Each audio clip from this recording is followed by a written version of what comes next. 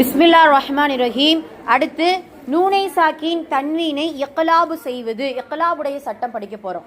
இதுக்கு முன்னாடி இஹ்ஃபாவும் இல்ஹாரும் படிச்சுட்டோம். இது மூணாவது முக்கியமான சட்டம் இக்லாப். இக்லாப் என்றால் புரட்டி ஓதுதல் என்று அர்த்தம். இக்லாப் என்றால் என்ன? புரட்டி ஓதுதல். இதுகாம் என்றால் என்ன? சரி, இதுகாம் நடத்தலை, சாரி. இல்ஹார் என்றால் என்ன? வெளிப்படுத்தி ஓது. இஹ்ஃபா என்றால் மறைத்து ஓதுவது. சரிங்களா? அப்போ நம்ம இது மூணாவது ஸ்டெப் ஃபாலோ பண்ணுறோம். மறைத்து ஓதக்கூடியது இஹ்ஃபா, வெளிப்படையாக ஓதுவது இல்ஹார், அதே போல் புரட்டி ஓதுவது இக்லாப். நூனை சாக்கின் அல்லது தன்வீனுக்கு பிறகு, நூனை சாக்கின்னா என்னம்மா?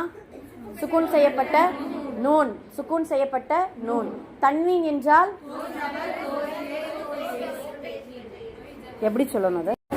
ஆமாம், குழப்பிக்க வேண்டாம். சரி, தோசபர், தோசே, தோ பேஷ். ஓகே. அப்போது தன்வீனுக்கு பிறகு பா வந்தால் ஒரே எழுத்து, சரியா? 28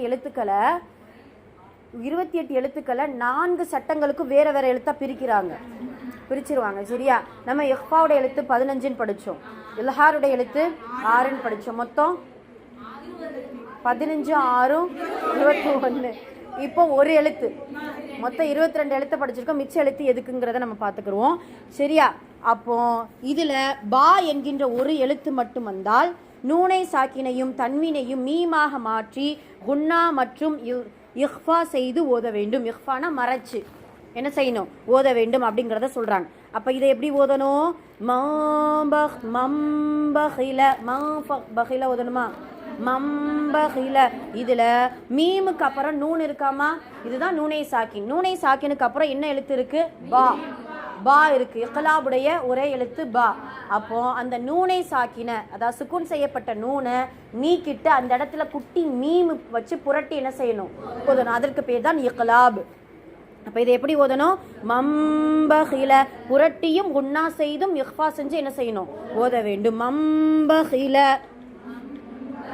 அதுக்கப்புறம் மிம்பஇதி கிராமிம் பரரா சமீஉம் பஸீர்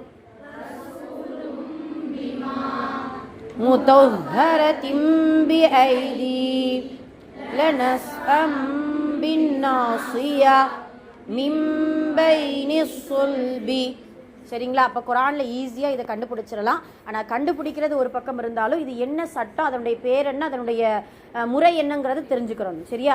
இக்லாப் என்பது இதனுடைய பெயர். இக்லாப் என்றால் புரட்டி ஓதுவது. இக்லாபுடைய சட்டம் என்ன என்று கேட்டால், சுக்கூன் செய்யப்பட்ட நூனுக்கு அப்புறமோ தன்வீனுக்கு அப்புறமோ பா என்கின்ற ஒரு எழுத்து வந்தால் என்ன செய்யணும்? நூனையும் தன்வீனையும் மீமாக புரட்டி உன்னா செஞ்சு ஓத வேண்டும், சரியா? புரிஞ்சிச்சா? சரி, அல்ஹம்துலில்லாஹ். அதே போல் குர்ஆனில் இருக்கும்போது கொடுத்துருவாங்க. இப்போ ஹதீஸ் கித்தாபுகளில் நம்ம படிக்கும் பொழுது இது குட்டி மீம் என்ன செய்ய மாட்டாங்க? கொடுத்துருக்க மாட்டாங்க. அன்பியா அப்படின்ட்டு ஒரு வார்த்தை வரும். அம்பியான்னு சொல்லணும். ஹதீஸில் குர்ஆனில் அம்பியான்னு கரெக்டாக கொடுத்துருவோம். அம்பியானா நபிமார்கள்ன்ட்டு அர்த்தம். நபிக்கு பன்மை அம்பியா.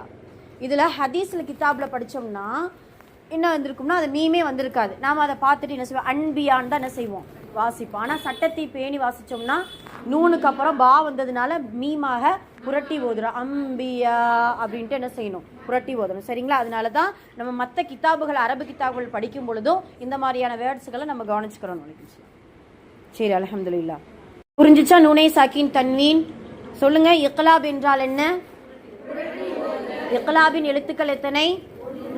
இக்லாபின் சட்டம் என்ன?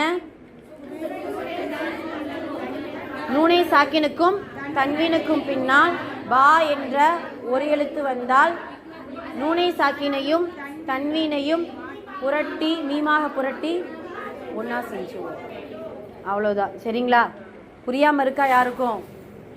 கொஞ்சம் புரியுது, கொஞ்சம் புரியலை. சரி, இப்போமா அதை வாசிச்சோமா? வாசிக்கலையில் பாக்ஸ் உள்ளது. பாக்ஸ் உள்ளதை வாசிங்க பார்க்கலாம். இக்லாபுக்கு உதாரணம் மம்பகில மிம்பஅதி சமீஉம் பஸீருன் ரசூலும் பிமா முத்தஹ்ஹரத்தின் பிஐதி லனஸ்ஃபஅம் பின்னாசியா மின் பைனிஸ் சுல்பி அது வரைக்கும் அல்ஹம்துலில்லாஹ் இதுதான் இக்லாபுக்கு உதாரணம்.